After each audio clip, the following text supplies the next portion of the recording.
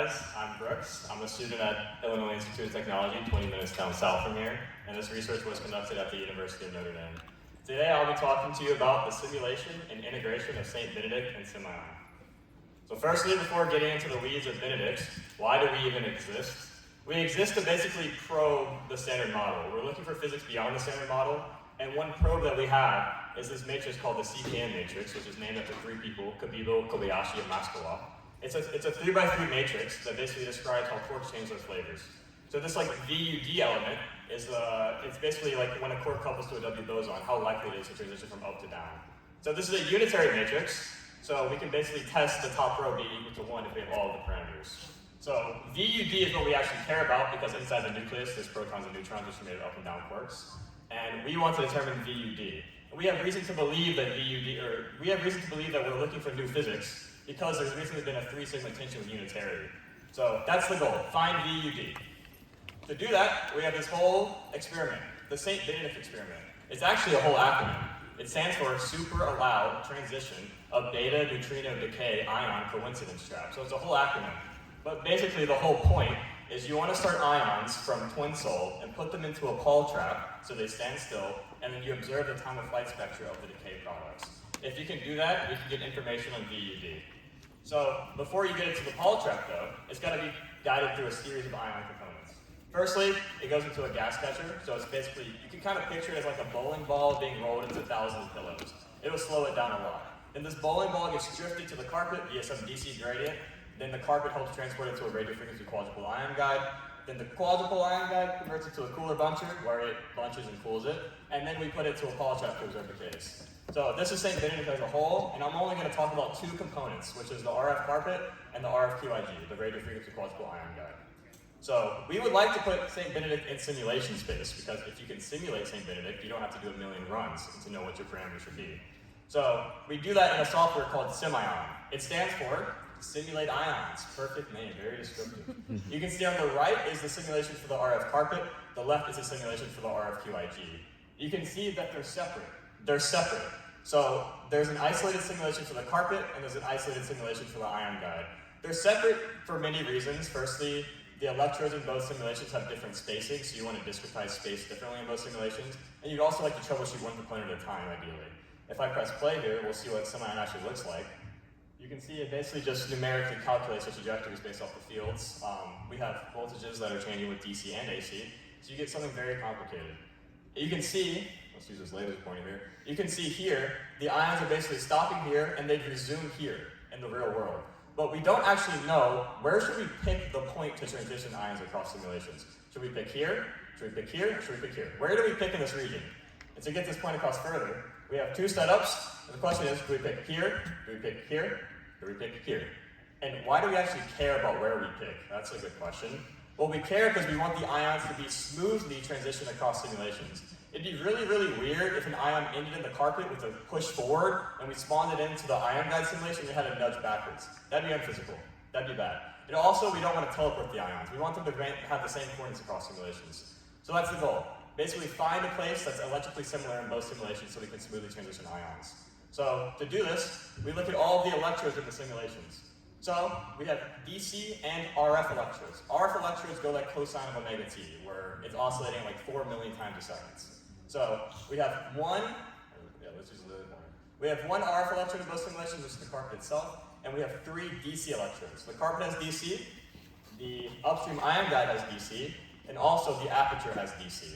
So you have 4 electrodes, 3 of them are DC, 1 is AC, and we want to find where these simulations are electrically similar. If the fields are changing 4 million times a second, that's a pain. That's a real huge pain. So the first question is, can we basically try to ignore RF? So are RF electrodes ignorable?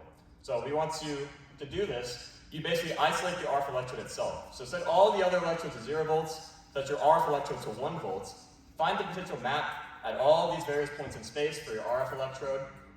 Then you can scale it appropriately just because Laplace's equation is super nice. You just multiply by the max amplitude. Then we can basically check if at all these points the max amplitude of RF is small.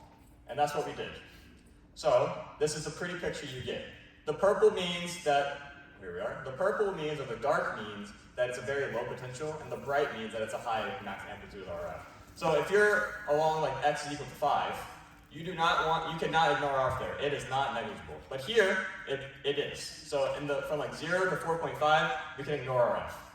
For the quadrupole simulation, we get a similar story. The colors here are different, but that's okay. You can see that the max in here is 1.5, the minimum here is minus 1.5, here the max is 50 and 0. So here it's very, very negligible in this whole entire region. So from this analysis, we're safe to ignore RF. So now we have 3 electrodes, and we want to basically do an electrostatics analysis in this whole entire region. So we want to basically find where the 2 simulations are the most similar on some plane. To do this, we do what we did for the RF, but all 3 electrodes at one time. So we have 3 DC electrodes. You set the first one to 1 volt, all your others to 0 volts. Okay? You find all the potentials at all these various points, then you scale by whatever the potential it actually is for the electrode. You repeat this for all 3 electrodes, then you just sum and you scale, and we're allowed to do this because the Laplace equation is linear. Life is good. And then you do this for both simulations, so now we have a bunch of points here, a bunch of points here, and now you can just take a point from both, the same x, y, z, take the difference, and now we have basically a way to see how different the 2 simulations are at each point in space. And then you sort through this whole mess of a million points or whatever you got in this whole region, you find the plane that has the lowest average difference, that's what we're going to transition.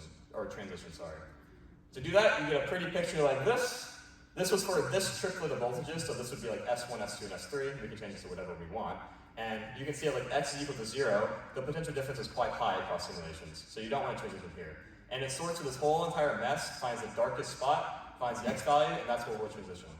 So we now have a tool basically to find how to transition ions across simulations. So life is good. We didn't have this tool before the summer. We now have a tool to get ions from one to another. So ions can now be sent across simulations. Life is good, but life's actually kind of bad because we use this tool to scan the whole entire setup. So what a scanning the setup means, it means you change the potential difference across your electrodes and study the transport efficiency, which is how many ions are getting through all of it.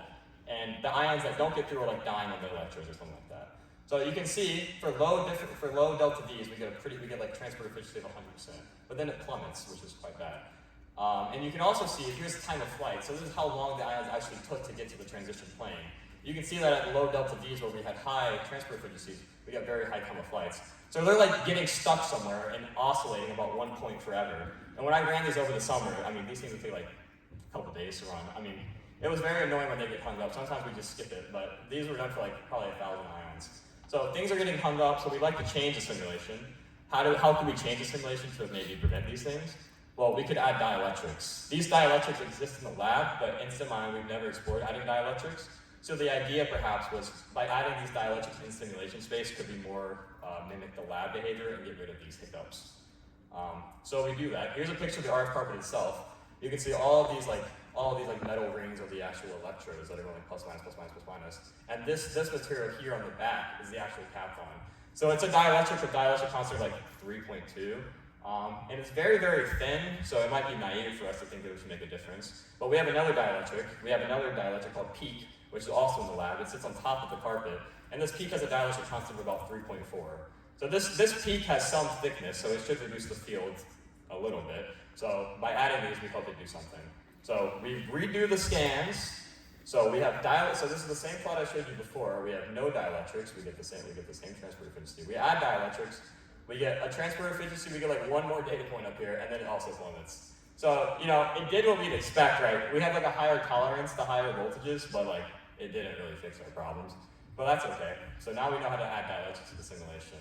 And this was most of the work that was done over the summer. And we'd obviously like to keep improving the simulation to improve transport efficiency and get rid of these hang-up spots. And so there's future work being done on maybe adding more dielectrics and seeing if we did everything properly, because doing this is quite a headache. Most of the time when you do the previous stuff, you just do it all through the GUI, but all of this requires batch scripts and everything like that. So more analysis to be done on that. And also there needs to be future work on maybe seeing if we can change the pressure in multiple regions to get better transport efficiency, maybe change the electrogeometry itself to get better transport efficiency. And we also like to generalize this process to other parts of St. Benedict. So instead of just having the carpet to the quadrupole, try to do the quadrupole to the cooler buncher and stuff like that. So the end game is to be able to transport ions from the gas catcher to the Paul trap. And that's it. And I'd like to thank Ray, Olivia, Max, Sam, Patrick, Matthew, and Fabio for giving me a great summer. And that's it.